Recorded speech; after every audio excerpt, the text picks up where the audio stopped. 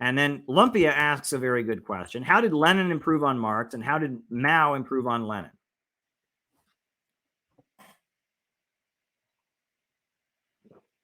Lenin understood that capitalism had developed into its monopoly stage of imperialism. Marx thought the revolution would come from the West, but Lenin understood what was happening in the economy in the 1890s, 1880s, and he understood that capitalism was developing into imperialism. And Lenin understood and analyzed how the social democratic movement, the Second International, the Marxist parties, the Goethe program, the German Social Democratic Party, the British Labour Party, how the socialist movement of Marx was degenerating into not a revolutionary movement of the workers, but instead a mechanism for stabilizing capitalism. And Lenin understood that social democracy was becoming a tool of imperialism and stabilizing the Western capitalist countries. Lenin understood that capitalism was expanding into a global monopoly system. And Lenin understood that it would be the struggle of oppressed nations and colonized nations that had been kept poor that would be the basis for revolutionary energy in the 20th century, that the revolutionary wind would be blowing from the east and not the West. That was Lenin. That was Lenin's great breakthrough. And Lenin said you have to support nationalism. You have to support the people, the peoples of oppressed nations that are fighting for their independence. We have to oppose Western capitalism and imperialism. We have to break with social democracy and the Second International, because those parties, as much as they don't admit it, even though they sound like Marxists, their movement is basically just becoming a mechanism for stabilizing Western capitalism. Lenin said that if you live in an imperialist country, it is your all-out duty to oppose imperialist wars, right? And to turn imperialist wars in around the world into civil wars at home. That's what Lenin said. Turn imperialist war into civil war. Soldiers, turn your guns around. Your real enemy is at home. That's Marx. I mean, that's Lenin. That's all the brilliance of Lenin. Lenin took the crisis of Marxism that was breaking out across Europe, where the Marxist movement had deteriorated into this lame, reformist movement that was just about stabilizing Western capitalism, that supported World War I and sent 20 million workers off to their deaths. Lenin said, this movement is a stinking corpse. Marxism has turned into its opposite, but the historical and objective laws of history that Karl Marx understood can lay the basis for a revolutionary movement of colonized people in Africa and Asia and South America, Central America. It can be the basis for breaking them free. That's what Lenin discovered. And it's really important. Marxism without Lenin in our time is pretty outdated. If you're still waiting for the factory workers of Germany to rise up and seize their factories, you're way behind, right? Imperialism and this, and the split in socialism. Go and read Lenin's very important 10-page essay, Imperialism and the Split in Socialism. Lenin rescued Marxism from social democracy.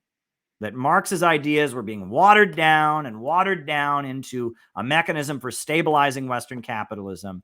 The Western capitalist countries were developing an aristocracy of labor that was enabling them to go out and colonize the world, right? And Lenin said, nope. The fight against capitalism is the fight against imperialism.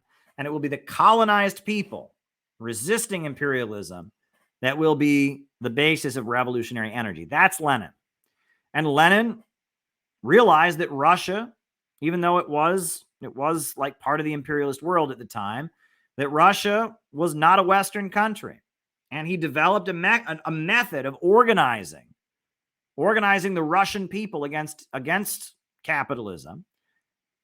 It was called the Party of New Type, Bolshevism, democratic centralism, agitation and propaganda. These are all unique concepts developed by Lenin that were completely different than how the European Marxist parties argued. Lenin set up a new political party. The Bolsheviks were unlike, they were a new form of party that was uniquely Russian.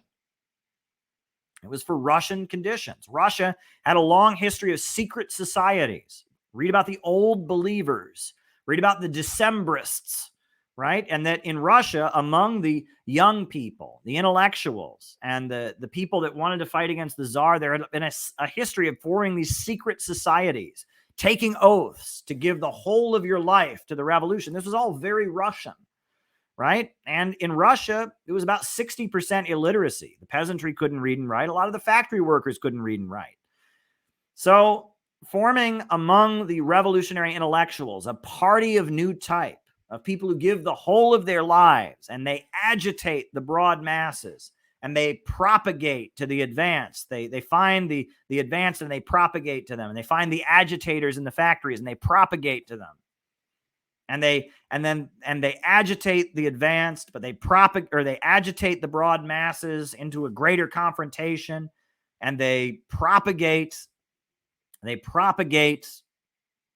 to the advanced. These are all unique methods. And democratic centralism, you keep your disagreements internal within the party. You have one newspaper that speaks for the party, right? And you keep your fights internal. And when you make a decision, everyone carries it out, whether they agree or not, they carry it out, right? This is all Lenin. This is Lenin, right? This is Lenin. Now, what did Mao improve upon Lenin? Well, Mao realized that the Chinese Revolution was going to come from the peasantry. China was a deeply impoverished country, and the overwhelming majority of the population were peasants. And Mao grew up in the countryside. And like 30 years before Mao was born, there had been a huge civil war called the Taiping Uprising, in which some peasant, had met Christian missionaries and learned about Jesus and declared he was Jesus's younger brother, sent to create God's kingdom on earth. And they created the Taiping heavenly kingdom. And 30 years before Mao was born, there was this huge peasant uprising all over China with the goal of creating God's kingdom on earth. And Mao knew about it and studied it. And he said, wow. And Mao, his father was a wealthy peasant, but Mao grew up in Hunan in a peasant area. And Mao saw that the peasants were very oppressed and that there was a basis for the peasants to rise up. And then Mao, he moved to the cities. He studied at a university. And he formed a group of young Chinese nationalist anarchists. It was called the New People's Study Society, the New People's Study Group. And they went around boycotting Japanese goods. And they were Chinese nationalists, essentially. But they were inspired by Bakunin. And they were studied by Kropotkin, because Kropotkin was a Russian revolutionary who organized the peasantry. And Mao knew that it would be the peasants that would make the revolution in China. And then when the Chinese Communist Party was formed, they formed a united front with the KMT. They organized in the cities. And then the KMT nationalists betrayed the united front, and they forced the communists, they exterminated the Communist Party. In 1927, Chiang Kai-shek launched his White Terror and started killing the communists. But right before the White Terror started, Mao wrote an amazing essay that we included in the CPI manual. It's called Report on an Investigation in the Hunan Province. And in that essay, Mao is saying it's going to be the peasantry who lead the revolution. It's going to be the peasantry. It's not going to be the factory workers. It's not going to be the urban workers. It's not even going to be Chinese nationalism. It's going to be the peasantry. And traditional Marxism said, no, only the proletariat, only the industrial working class is revolutionary. And Mao said, the peasantry are going to be the revolutionaries, but we can lead the peasantry, and we can lead them with proletarian ideology. This is very important. He said that you can have a peasant revolution led by proletarian ideology. And he broke out of the dogmatism that the Marxists had, that only factory workers could make a revolution. And he said, no. Stalin said that it would be on the basis of Chinese nationalism that the revolution would happen. Trotsky said only the factory workers could be revolutionary. But Mao said, no, the peasantry will be the powder keg of the revolution, and the peasantry will be the key class in the revolution. But the factory workers will be part of it. But the national capitalists will be part of it too. And the middle income peasants will be part of it. And the Communist Party, with its proletarian scientific Marxist ideology, will sit at the center of a movement to emancipate the entire country. And that was Mao's breakthrough, that a block of 4 classes, of which the peasantry is the overwhelming majority, led by the Communist Party with its proletarian ideology, could carry out the revolution. Right? That was a huge breakthrough on Mao's part. In addition to that, Mao developed methods for organizing in China that were unique to China's conditions. You know, people always ask, why is Mao always talking about the 4 great thises and the 5 great that's, the 10 great relationships, the 4 olds and the 4 news, right? Why, or the 4 alls? Why is Mao talking that? That's Confucian. It's Confucianism. That's China's Confucian tradition. You memorize the 4 great alls, right? The 10 great relationships. This is very uniquely Chinese. And when you're organizing in a society where you have mass illiteracy among the peasantry, if someone can't read or write, they can memorize the 10 great relationships, right? This is all uniquely Chinese. On top of that, Mao understood that one of the big issues in China was the Confucian family structure, and that there was a great amount of rage on the part of young people in China against the Confucian family structure. That was something that many young Chinese people were very infuriated by and had a lot of anger about. And Mao tapped into the anger of young people, right? Mao was a high school principal. The first essay that Mao ever published was about the need for physical education, working together, exercising together, to include exercise in schools, right? And that Mao had a way of tapping into the anger of young Chinese adolescents at the very traditional, feudal, patriarchal family structure. Mao also had a particular interest in women.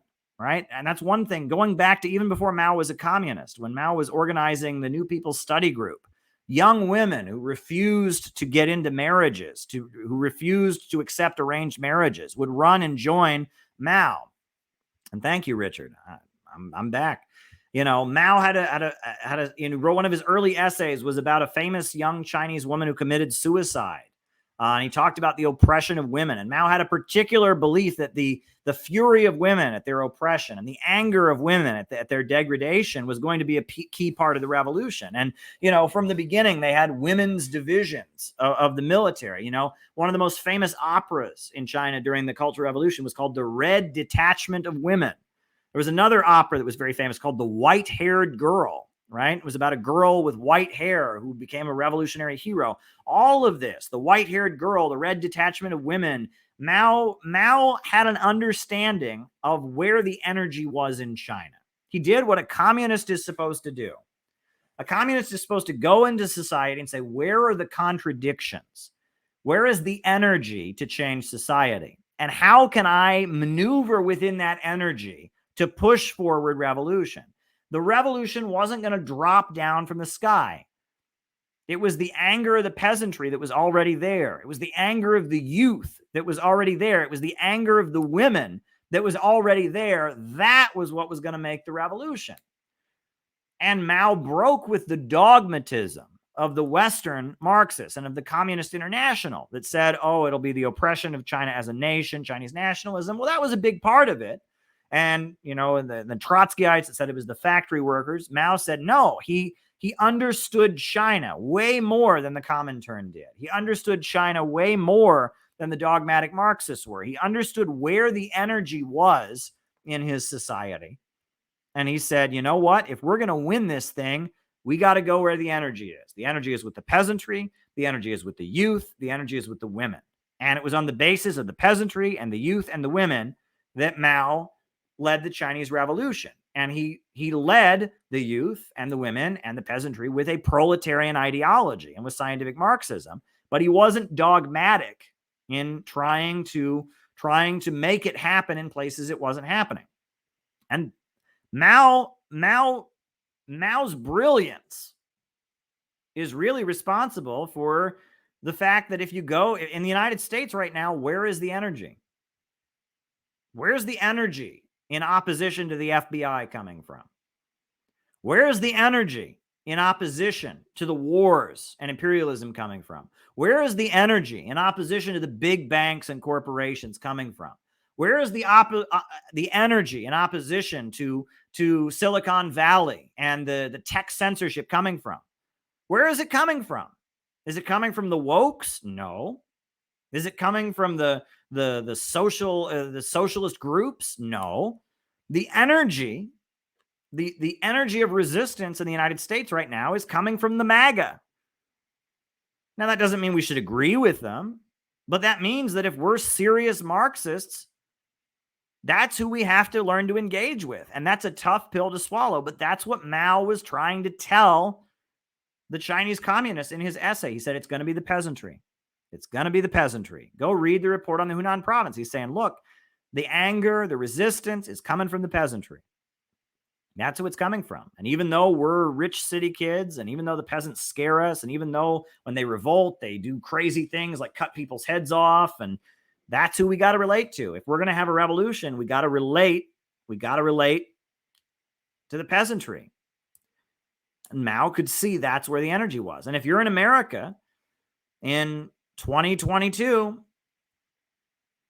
you got to realize that the energy is coming from the MAGA. Those people stormed the Capitol, for Christ's sakes. Look at what Carrie Lake is doing. Listen to Tulsi Gabbard. They're wrong. They love capitalism. They hate China. They think free markets are the answer to everything. They're wrong. They're wrong in a lot of ways. They scapegoat immigrants. They're wrong. But that's where the energy is. The left is completely co-opted. The energy is coming from the MAGA. And so if you're serious, you got to figure out how we can win communism, win MAGA people to communism. Doesn't mean you have to pander to them. Doesn't mean you have to agree with reactionary things that they say, but that's who we should be trying to appeal to, not the wokes, right? This is Mao's brilliance, right? You go where the energy is, right? And that's a tough pill for people to swallow. And that's Mao's great breakthrough, right? That's what I'll say about Mao. But in a lot of ways, I'm not a Maoist, right? I'm not an MLM. I'm not a Marxist-Leninist Maoist. I'm not that, because Maoism is for China. Where's the peasantry in America? There ain't no peasantry here, right? We don't have filial piety. We don't have the traditional patriarchal family structure like they had in China. We don't have foot binding here. We don't have arranged marriages here. Right? So, Mao Zedong thought is very much socialism with Chinese characteristics. I know it's a different concept that Deng Xiaoping developed, but it's for China.